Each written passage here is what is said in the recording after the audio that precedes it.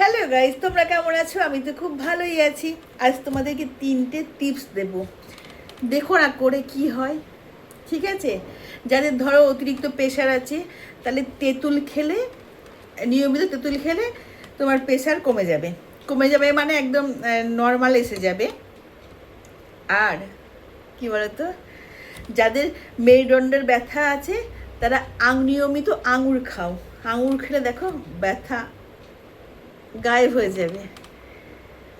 আর যাদের ইউরিনে ইনফেকশন হয়েছে তারা দুবেলা বেকিং সোডা জলে গুলে খাও, দেখো ঠিক হয়ে যাবে। টিপসটা কেমন লাগলো আর একটু একটু করে দেখো, কাজে দেবে। আমি তো বলবো যাদের প্রেশার আছে তারা তো তেঁতুল অবশ্যই খাও, ডক্টর দেখাও, প্লাস তেঁতুল অবশ্যই খাও, দেখো একদম পুরো নিয়ন্ত্রণে চলে আসবে। ঠিক আছে, চলো।